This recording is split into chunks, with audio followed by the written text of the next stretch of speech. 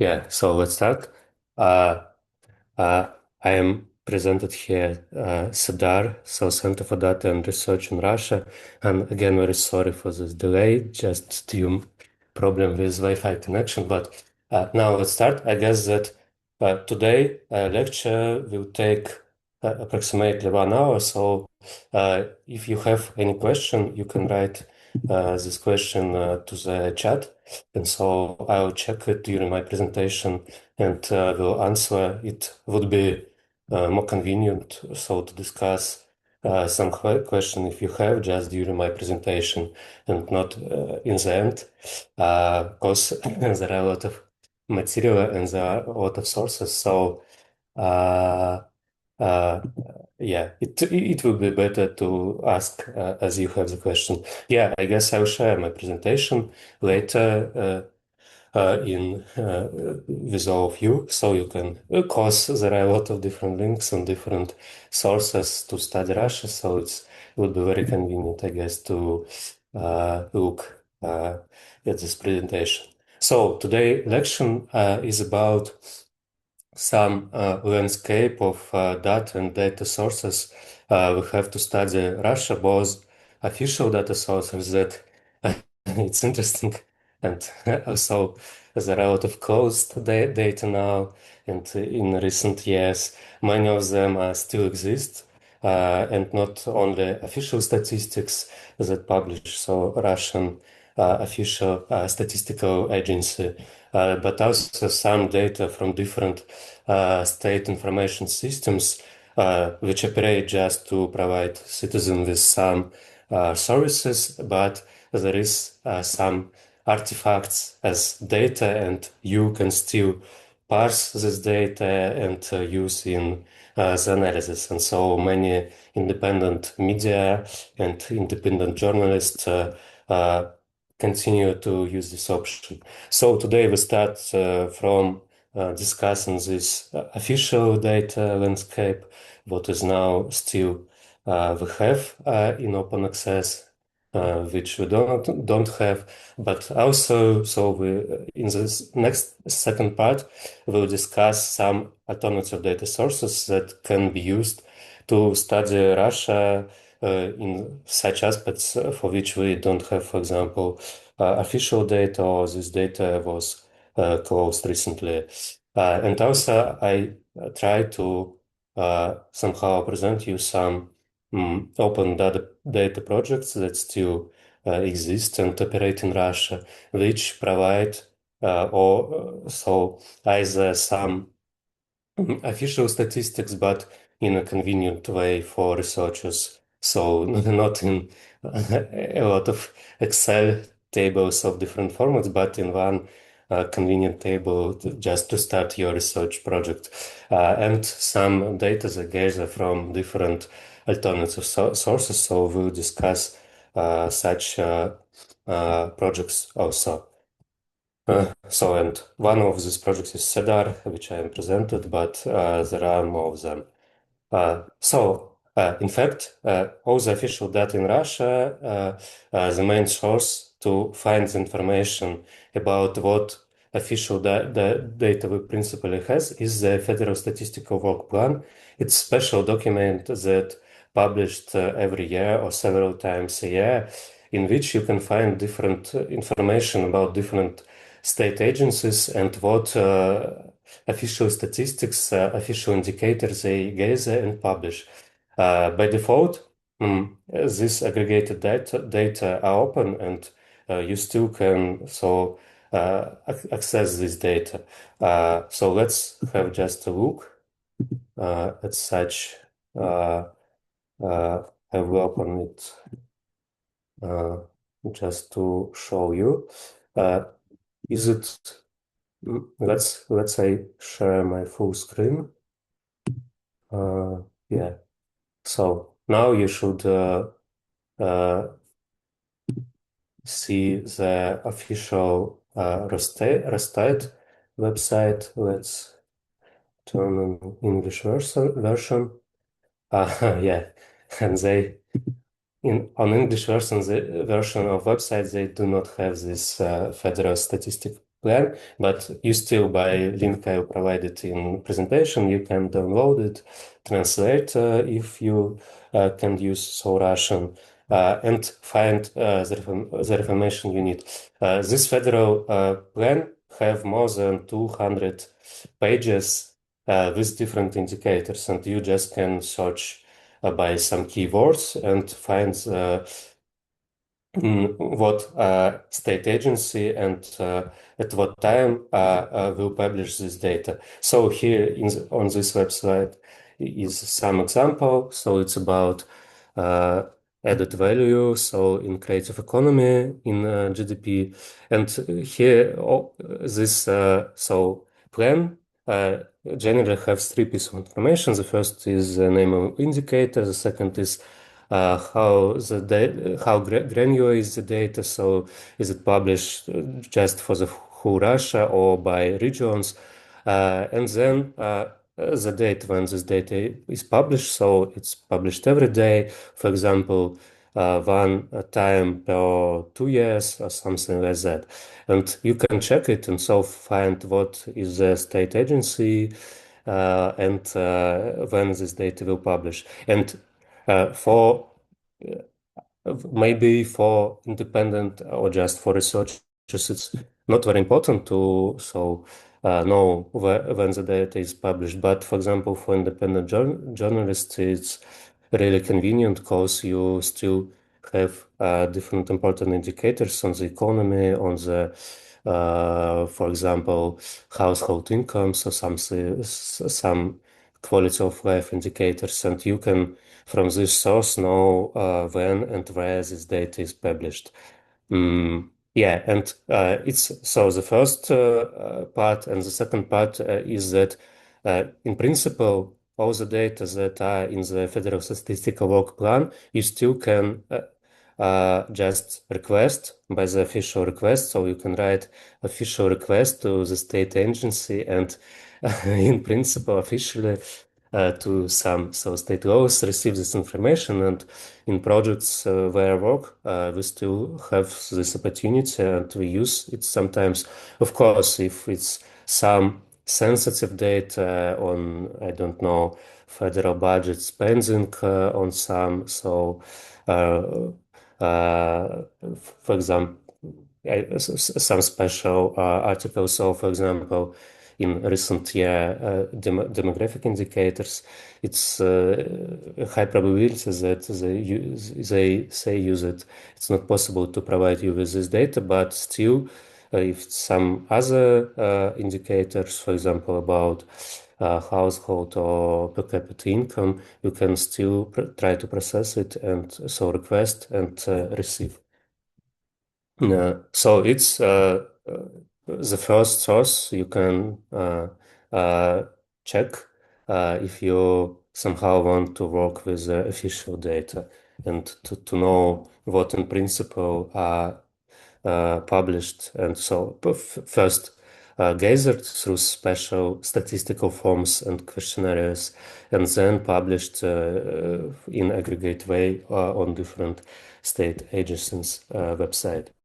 So the second source to find the data on different topics is, of course, Росстат, Russian Statistical Service, so website.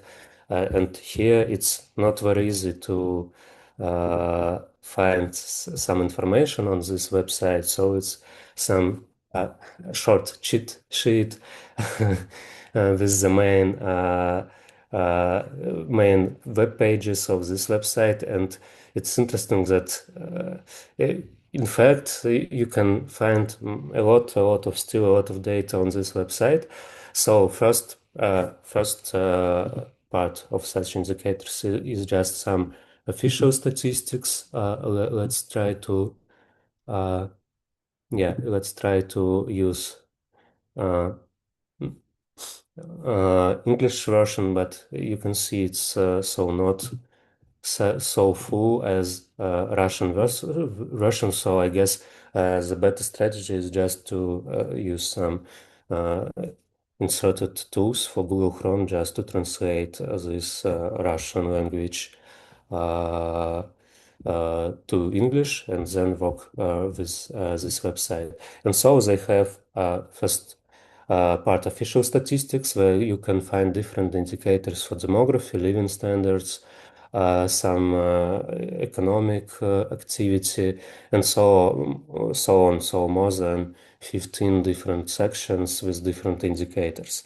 Also, from the previous years, it's interesting that in recent years, Rostat published some new information that they didn't publish in previous time. It's from the previous year, it's some settlement statistics. So just based on the level of settlements, uh, so cities and villages, not all, so not very small, but they start to publish different indicators about business activity in these cities and villages, about average salaries and so on. You can check it.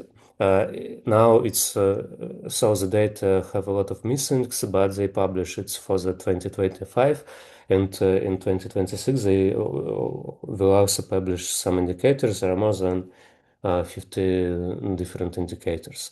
Also, it's very known uh, and very huge database with municipal statistics. So so Russian territory is divided, not only in on different regions, but uh, it has also more small granularity. It's municipalities or rayons, and we have more than 2,000 rayons in Russia of the highest level. So all the country territory is divided into these rayons, and Rostat published different indicators just on this level. The database on the Rostat website itself is not very convenient to work with, but you can find all these indicators in very convenient work on very convenient format in CSV and Excel files on the To Be Precise project. So it's open data project, independent project in Russia, and you can just go by this link to the catalog and download, choose these indicators and download them. So it contains different information on wages, average wages, local budgets, some statistics on business activity on the rayon level, on different services, public services on this level, and so on. So you can study it if you somehow want to dive into this rayon level statistics. Uh, Also, they have four special parts for census results. All Russia censuses, they publish some aggregates here, and agricultural censuses also. But a more important a source of information is statistical source, and Rostat have more than 10 different statistical sources that are representative on the country and regional, some of them on the regional level. And you still can download microdata for the service. Some of them are conducted every year, some of them one time per 2 years, and you can find all of them in this section by this link and work with them. Also, to be precise projects, you can also find all microdata from all the waves for this service in the same format. You can download it from the To Be Precise catalog, not from Rostate website. Uh, and also they have so-called publications. There are analytical materials that are published monthly or annually, and it's about some socioeconomic indicators. They publish this information every month about different sectors. It's statistical yearbooks, for example, on agriculture, on transport, on public services, and so on, and some regional publications with some statistics of economic activity, household income, just living standards, and so on, for the regional level. And it's also interesting. So if you work with some economic data or data about households and individuals, uh, you can search through these analytical materials because it's not very obvious, but they publish, for example, in this section surveys that they conduct one time per so several years, and it's the only source for example, counting the gender bias in wages. So just compare salaries between men and women in different sectors, and they publish this information every 2 years. It's very rich tables with data just for different sectors, for different regions, and you cannot find it in these sources, but here in some special analytical reports that they published every year.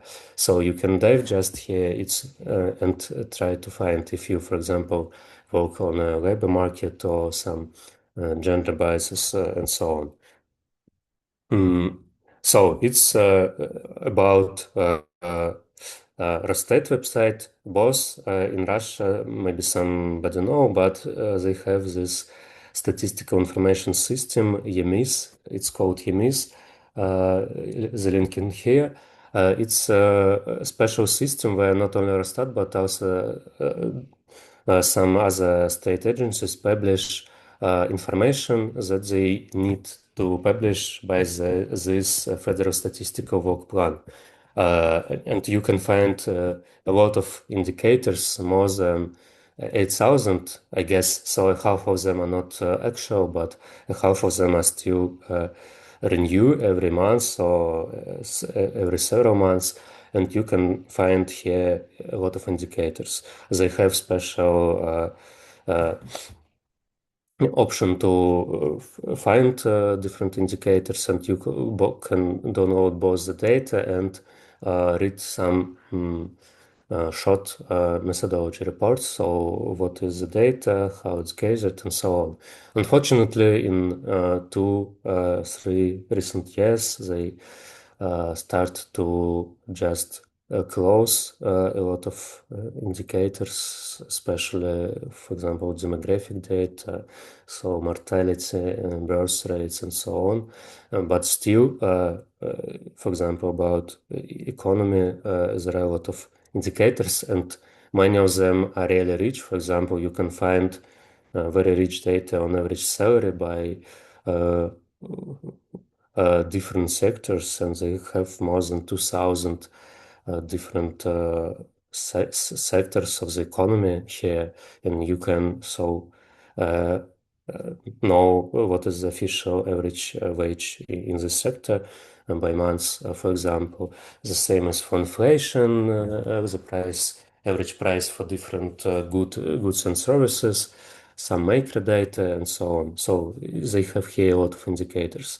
And also, it's can be convenient and useful to look at statistical forms album, because every indicator we have uh, uh, in official data, it's somehow gathered from the low-level respondents, for example, from the organization or from the schools, from the hospitals, and so on. And all these respondents, they just fulfill special statistical forms, and we can find on the Rostat website all these forms and just look how they look like, just to get some knowledge about what the data gathered in principle. And so on official website, we have only aggregates, but for example, if we need some more granularity, we can try to request this data. But to do that, we need to know, in principle, what data is gathered on this lowest level. And you can so find out that just looking at these statistical forms, it can be convenient. Uh, uh, Other source type of official statistics is some agency statistics. Both Federal Tax Service publish a lot of aggregated statistical forms on this website about different taxes, how they gaze taxes. They publish it not only on the regional level, but also on the municipal level. So you, for example, uh, can so gather data on income tax on this region level from just open data on the Federal Tax Service. Ministry of Education and Ministry of Science and Higher Education also publish the statistical forms on school education, on higher education, so you can know a lot of about the number of students, the programs they're involved in, their educational results, and so on. It's also published every year on this uh, minister's websites. Judicial Department, so of the Supreme Court, every 2 times a year publish different court statistics by type, region, and instance. And by this link, you can find it. And also independent journalists love this source very much because it enables to track how Russian courts so use some political articles from the criminal court and administrative offense court, and still this aggregates on how many people, for example, were accused by different articles can be found in these statistical forms from this judicial department website. Federal Treasury still continue to publish budget execution data about federal, regional, and aggregates on municipal budgets on its website, and you also can download Excel from the website. Bank of Russia has its own statistical plan and published a lot of indicators, so and monetary statistics, balance of payments, and so on. Here's a link to the analytical part of this website, and they have also open API available. So if you can work with API interface, you can download this data also. Also, a very interesting source of information is state information systems. In principle, the goal is not to provide researchers and independent journalists with some interesting data, but it's some artifact of how they provide services to citizens. So in Russia, digital services are so actively used by the state. And so we have this data just as artifact of this service provision. And we have a lot of different information systems that are still open, and we can use the data from it. Very famous is Gas Правосудия. So it's special centralized platform for all Russian courts. 2 or 3 years ago, they published all the court decision just on this unique interface, but 2 years ago they stopped to do it. But you can still access all the court decisions, all the court cases of so general jurisdiction courts from court websites. So they still publish this data, and such project as Over the Info. I later just describe these projects, or for example, different independent media and researchers just parse these court websites, and you can know a lot so from this data. Also, Moscow City Court have its own special website, and it's not very known, but they have not only special website interface, but they have special open data portal where you can, in very convenient way, can download lists of all court cases, both, for example, for some political articles and just for some general articles, just in one convenient table.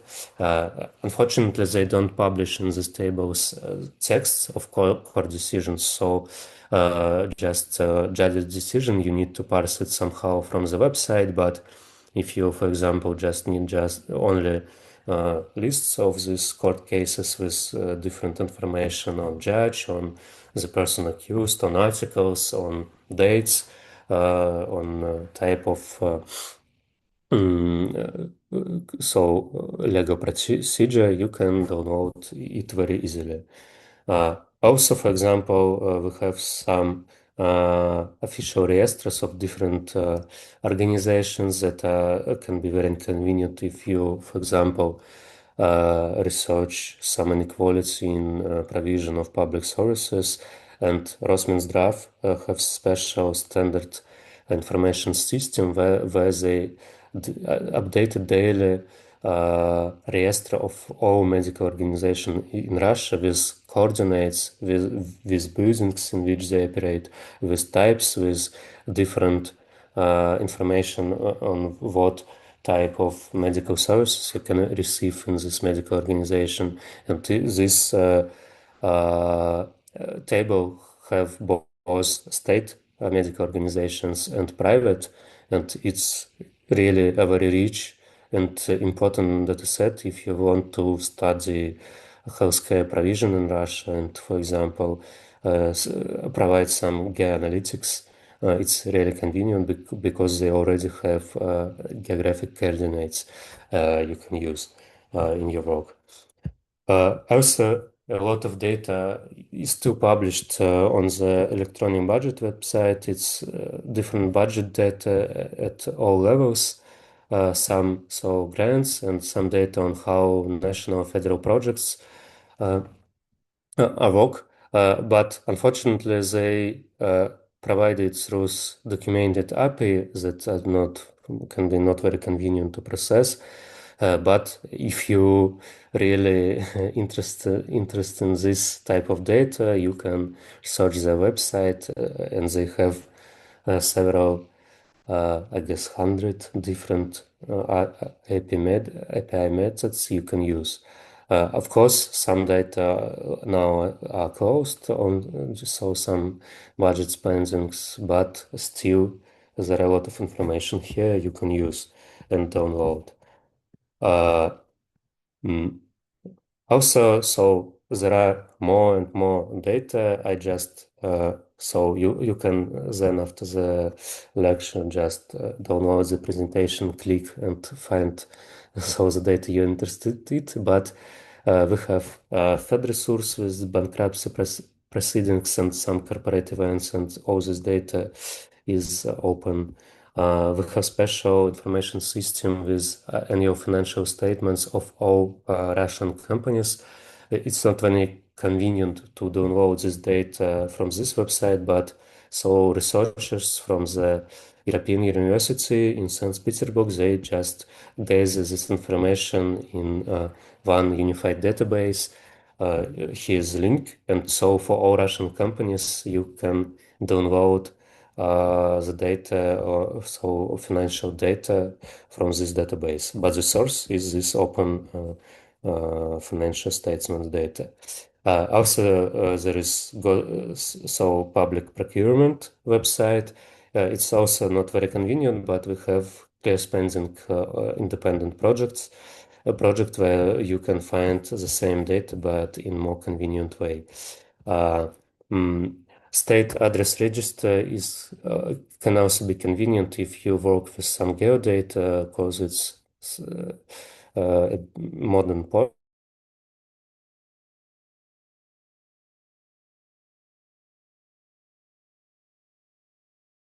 cities to just separate buildings and this source of data can be also useful.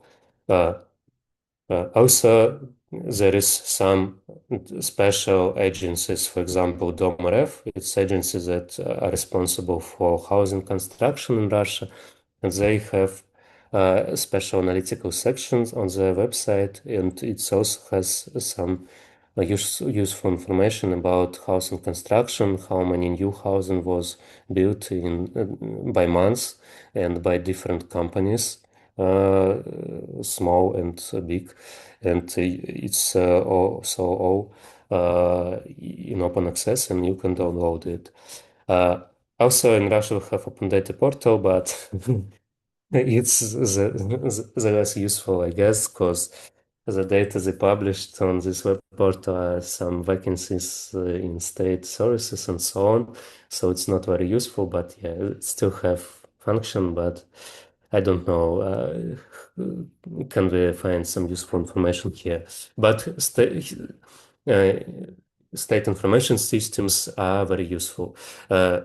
One important skill you need to work with this data is, in fact, somehow mm, uh, download data through undocumented APIs. It's so not the topic of today's lecture, but here is the link to very simple instruction how to find such undocumented APIs and how to download that data through it, because it could really help you to find a lot of interesting data. And sometimes uh, just somehow deeply in this website, they have more data that you can see just looking by your eyes at website. For example, 2 years ago, I worked with pollution register from Rosprirоднадзор. So this register contains all sources of pollution, of air pollution for all Russia. So it's different factories and also different just local stores, because they also somehow when just for example so produced not very much, but air pollution also.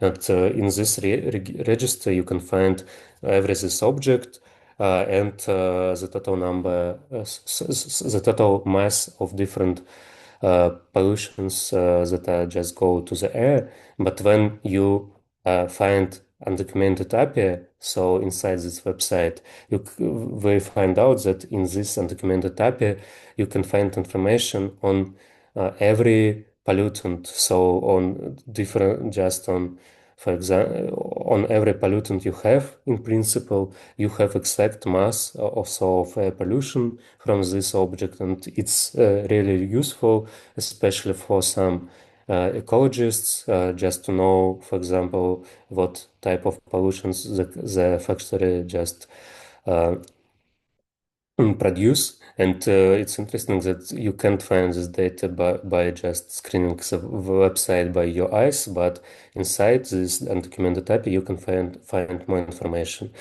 So it's very helpful. And the second thing is it just can really help you to gather data more accurately and more easily if you can work with this undocumented API. So if you want to somehow dive how to work with this such type of source, you can read this instruction by this link here. Now, okay, it's so not all the sources we have for official data, but so the main of them are listed here. Now let's discuss alternative data. Because now in the era of social media, search engines, and different private platforms, we have a lot of alternative so data to work with and to somehow to study society. A very useful and very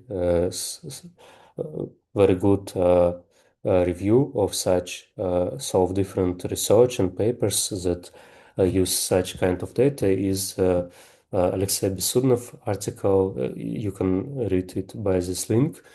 So he really nicely just describe the landscape of different Russian studies that use these alternative sources of data. And so this part of my lecture somehow is just use his article, but let's discuss. So first, we have several social media platforms with API we can use to download the data. The first is ВКонтакте, still the largest social media in Russia, and it has its own API from which you can download information on group membership, some content from so published in open groups, friend and works, user profiles, some by city or by some other characteristics.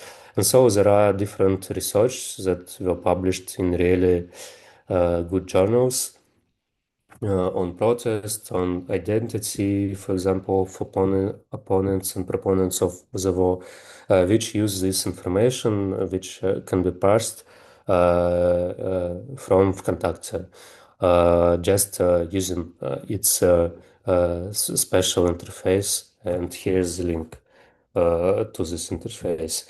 The same is for Telegram. Telegram is very also very uh, important media in Russia, both now for independent and state-dependent media. And there are a lot of not only so media groups, but some local channels, both official and not, from which you can gather different regional news, political context, some provide some systematic event monitoring. And so there are several articles that were published by the Novaya Gazeta Europe, where they just gather through these Telegram groups information on different events. So, for example, utility failures or layoffs. And so you can read these articles, and it's really nice methodology how just to, from this very unstructured data, just to gather some statistics on events for which we do not have some official data. And it's really interesting, and it's uh, not so you can just parse this data and work with this. Twitter is not so common in Russia, but it's also can be used to study some political elites and journalists or something like this. But still, so Telegram and ВКонтакте are the primary sources. And here are the links. You can somehow just read them and know how all different researchers gather the data they need on media, politics, regional events, identity, and so on. Also, we have in Russia the analog for Google Trends, Yandex WordStat, where you can find different search query volumes by region and time. And for example, Guriev and Melnikov use this data as a proxy for social capital via pro-social search terms by different regions. And so you can uh, find here the search volumes for different keywords you need for your research, and you can still use it. Also, some researchers use some crowdsource platforms that are in principle used, for example, for AI. So just for example, to have some data set to teach AI models, but here you can still use these platforms that in fact were designed for data labeling just to provide some social experiments. And in Sudnov article, you can also find examples of such research where they just ask these workers, people who work on this crowdsourcing platform. So they ask them different questions, so about politics and so on. Yeah, it's interesting so how they use this data. Also in Russia, there are several labor market platforms. Headhunter, I'm on them. It's the largest job portal with vacancies and employer profiles.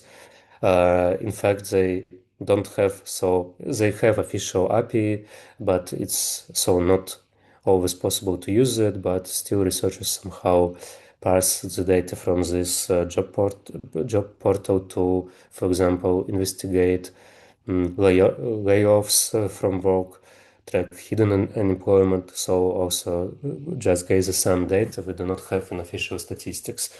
And also in Russia, we have the second platform. It's True to Всем.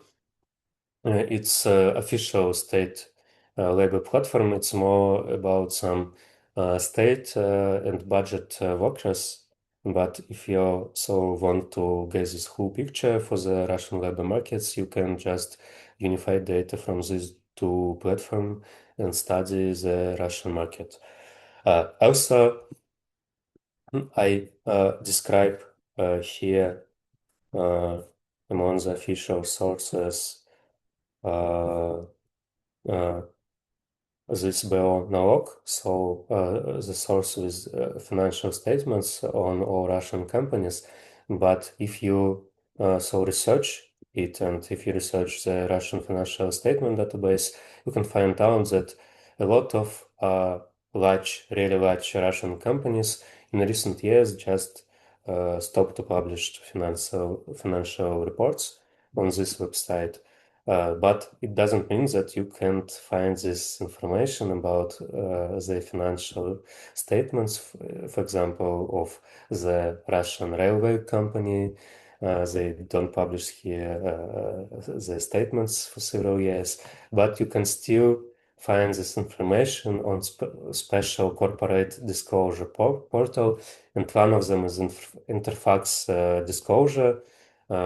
Therefore, all big Russian listed companies, you can find quarter, semi-annual, and annual reports, and you can somehow combine this data and so this below financial data to have a more broad picture about the finance of Russian companies. So it's really very useful. And I don't know the reason why companies still continue to publish this information here. Maybe just cause some inertia of so openness, but they really disclose a lot of information here, and it's available. It's not very easy to scrap because it's PDF files. But if you're interested, for example, in top the 100 largest companies in Russia, you can manually look through these reports and gather the data you need. It's still available. Uh, okay, so for this first two types of sources, the problem that is very often you need to deal with is that data is published in a way which are not very convenient to work with. It can be a lot of hundreds of different Excel files you need to process, or it can be some not very easy API you need to get the data from. And so in Russia, we still have several open data projects which try to provide convenient access to official statistics and also collect and aggregate and published for researchers and journalists data from alternative sources. And most projects distribute data in convenient CSV or Excel files, uh, and you can use this data, of course, making some attention to the methodology and the primary source the data was gathered from. So let's briefly discuss these platforms. First of all, it's to be precise, Точность platform. They published a lot of data in the catalog. It was so some settlements of Russia, municipal data I told you about, healthcare, ecology, so financial statements of companies, small companies, statistics, different social problems, so mortality, some medical data. So there are several uh, dozen of different data sets, and you can just search through this catalog and find the data you need. Also, there is a restart project from the New Economic School, and it's about some data, historical data on so Russian Empire and its provinces. You can find here a very interesting and long time series. Also, we have discussed data project. Maybe someone of you so knows this project. It's a research data repository for Russia and other countries for social science studies. And here researchers just publish the data for the research articles, and you can download it, and also you can discuss this data with the authors. There are a lot of very useful surveys data from both Russia, Ukraine, Belarus, Kazakhstan, and so on. A lot of interesting data. Also in Russia, several years ago, so work research data infrastructure projects. Now they don't so continue to fulfill the catalog, but still you can find some useful information. For example, some micro data from the censuses, so samples with microdata from Russian censuses, and so on. Still, some data is very important. Also, there are some thematic projects that published data on special topics. It's Karta DTP on Russian, so it's on road accidents data that they collect from the official GIBDD website. So all road accident with some person uh,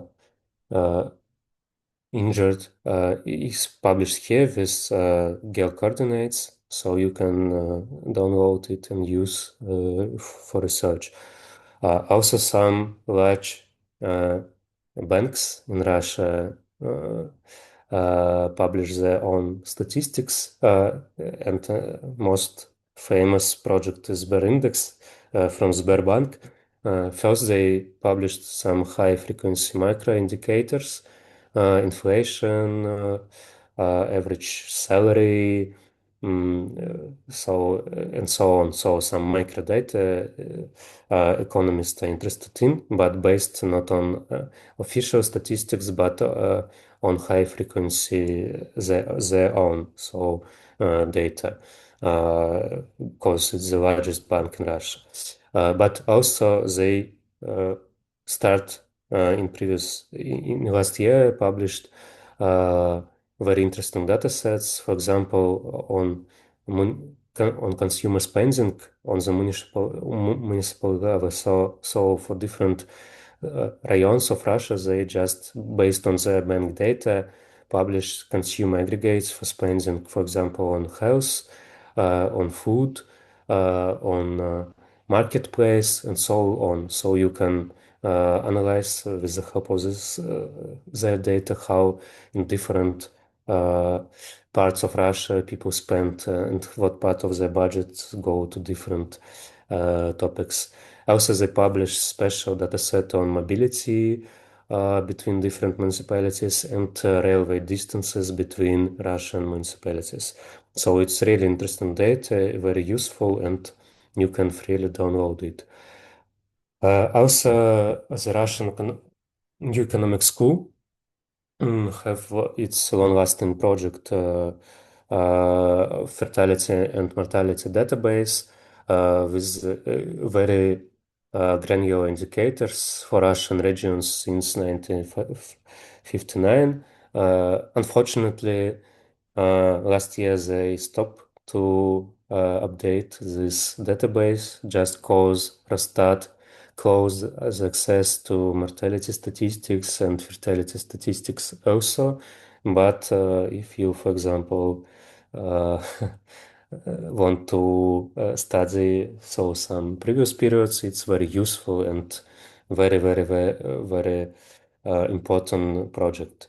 Also, it's some fun example. It's crowdsourced projects on different kinds species of birds and bird observation in Russia. So it's somehow for ecologists, but also just an example that we just have the data that people gather, and you can also use such kind of data. Uh, Also, we have during recent years several independent projects in politics, justice, and human rights. The most prominent is Over the Info. They publish on their website and gather very important data on repression and political persecution in Russia. And also Over the Info have uh, a special project for court cases and court decisions. It's called Sud Monster, and so you can uh, just request access to this database, and they have just gather from hundred of court websites statistics of on criminal and administrative offense court cases, and you can use on this platform to download them easily, just in CSV tabular format. Also, SADA project I presented so have several database on federal election, on criminal cases from court, on different media publication. So you can also research website and request access to this data. Media Zona, with the help of BBC journalists, gather Russian war causality data, and so they published it, and you can also use. So they it's a really important work. They gather this data from social media and published it in a very convenient way, and you can use it. Also, there is a Sudarev scraper. It's special, so user-friendly instrument you can run on your computer and parse some Russian court cases and decisions you need. It's also about general jurisdiction courts in Russia, and you can openly download the scraper and use it to gather some special statistics you need. So it's about open data projects. There are not, so I don't mention all of them because some of them I mentioned earlier, for example, clear spending or DTP data, but here is some more project you can use to have access to the data. Uh, Also, in Russia, we have several sources of non-state survey data. So it's different to individual household panels, opinion polls, and some specialized surveys on the individual or household level. The most famous, of course, is Russia Longitudinal Monitoring Survey from the High School of Economics. They still continue to publish microdata for the service, and there are a lot of questions on household income, living conditions, and individuals' education, educational and working trajectories and so on. So it's a very rich and very important source to study Russia from 1994, and they still continue to publish this data in open access. Very useful. Also, High School of Economics have special projects on trajectories in education and careers. It's so panel study also, and very often it's so used in some educational research on Russia. Uh, uh, Also, the Central Bank of Russia provide access uh, to National Representative Survey of Consumer Finance. It's about income, expenses, assets, debts, housing, financial behavior. They have several waves. I guess they conduct this survey every once per 2 year, and you can also download from the central bank website all the microdata and very convenient format and work with this data. Uh, Also, we have this project. Uh, it's a recent project of the High School of Economics. It's about economic behavior of households, and they just, I guess, on the previous week announced that will provide access for different researchers to the data of this survey. So uh, I hope it would be also useful and just so independent researchers can just request this data and use in their own research. Also, we have several opinion pools. The most famous is Levada Center website, and you can so find information on different public opinions. But also in Russia, I don't mention here, but in recent years, we have more independent pooling, for example, Chroniki project. And so also we have several teams that provide different public opinion pools, and you can freely download this data. Also, the Institute for the Rule of Law in the European University of St. Petersburg conduct a crime victimization survey. They have already three waves, and they publish it on so research data repositories, all the microdata, and you can use it also to study Russian crime, and so the experience of just general Russians and how they just mm, treat the crime in their life. It's also a very important source of information. So it's about landscape of different sources of data, but still, if you need some data and you know that some statistical agency collects this data, for example, through uh, statistical forms, uh, you can officially request this data, and there is some formal mechanism to obtaining non-public data from public agencies under special access laws.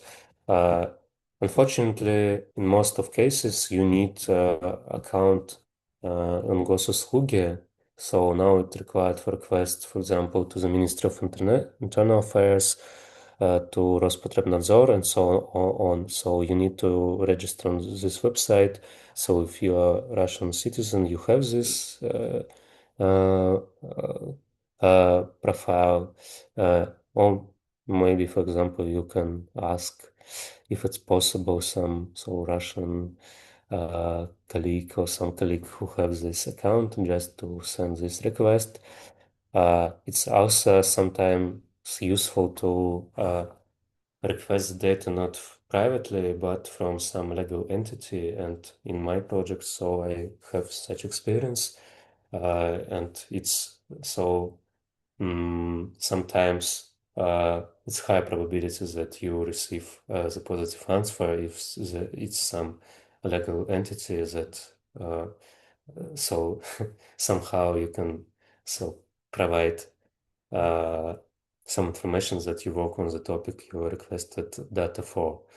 But also, for example, Rastat can be requested still by just post, so some special registered letter. Yeah, of course, it's more convenient to send it when you are inside Russia. So maybe it's also if it's not some sensitive data, but for example, just data on some social problems, social aspects, healthcare, or something like this, you can somehow involve some friends, colleagues to access this, so request this data. It's if it's not somehow it's non-sensitive data, so a person can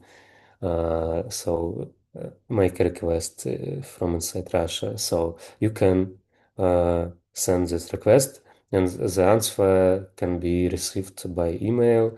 You in request you can ask official agency to answer you by email. Here is some standard format for such requests.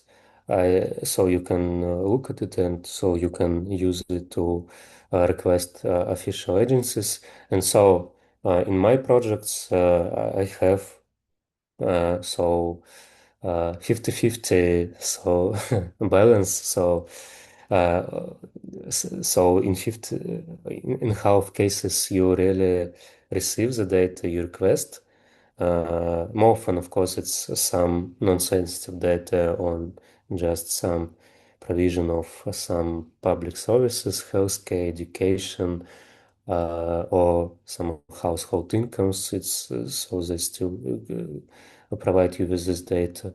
Also, sometimes Rostat, for example, can send you the data that they have in not very convenient way. For example, municipal statistic database, it's not very easily to gather all the data you need from the web interface on their website, but you can request to download users data in a database format. And so my experience shows that they uh, send you such information. So sometimes it can just save your time for data proceeding. So I guess that uh, writing a request so is always better than non-writing one, especially if you study some non-political topic, of course, for which it's a very low probability that you will receive any answer. If you still just some social research, it's still a way to request some data you need.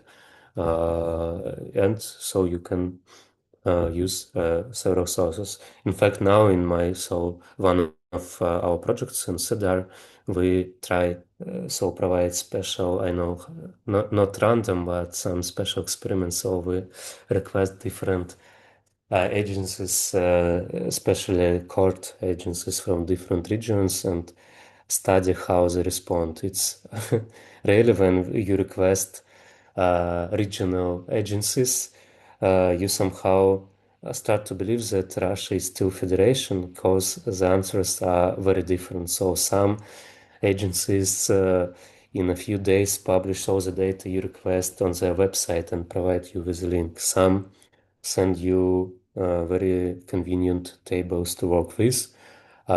Some just say, sorry, we can provide you with the data you request. So there are a lot of different answers. Here's still some opportunities independent researchers have.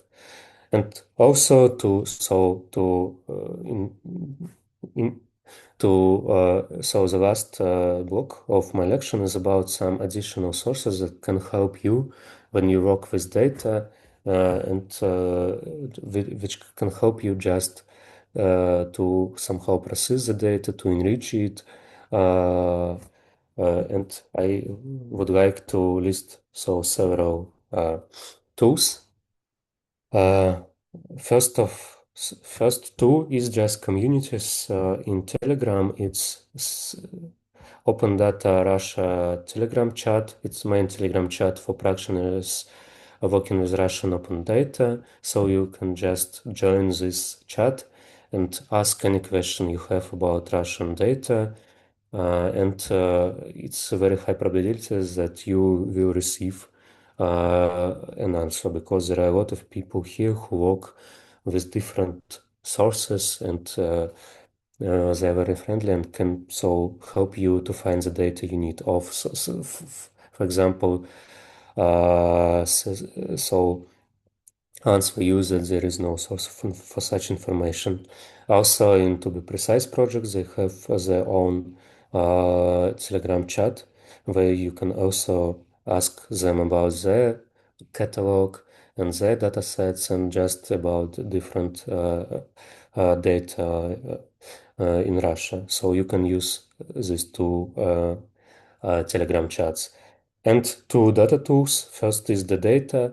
It's for in fact it's so companies that provide different services for uh, private companies, but it's in my practice that very often a researcher need, for example, to standardize company names, or, for example, provide some geocoding, so add coordinates to companies, so, for example, to schools of some medical organizations.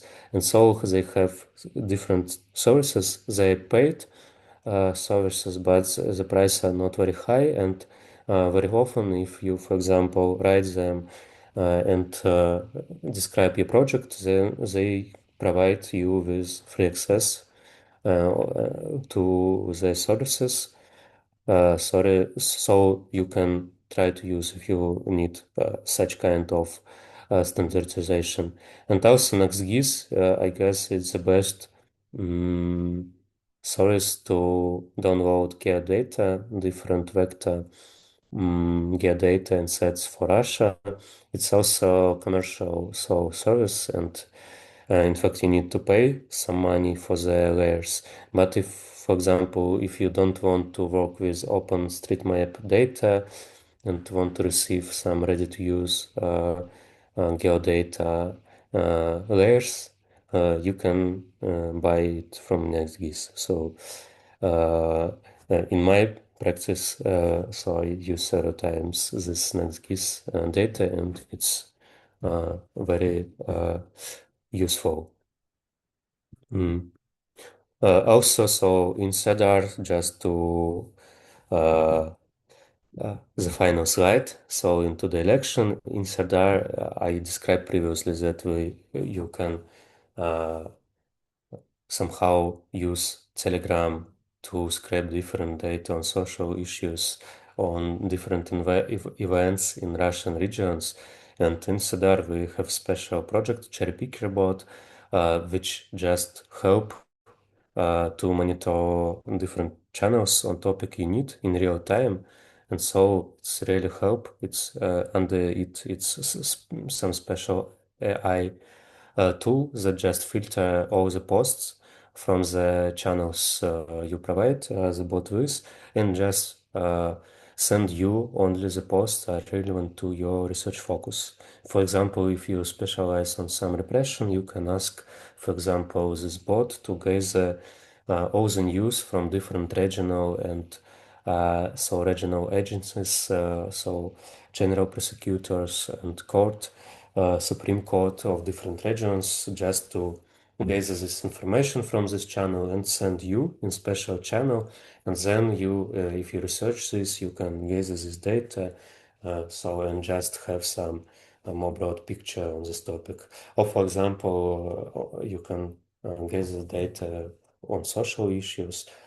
So you can just also here we have a link. You can use it for such uh, projects. And also, if you, for example, have some special request or some questions on how to work with Telegram API, so please feel free just to go to the Cedar website, and there is special form to send a request, and you can ask any question, and so we will help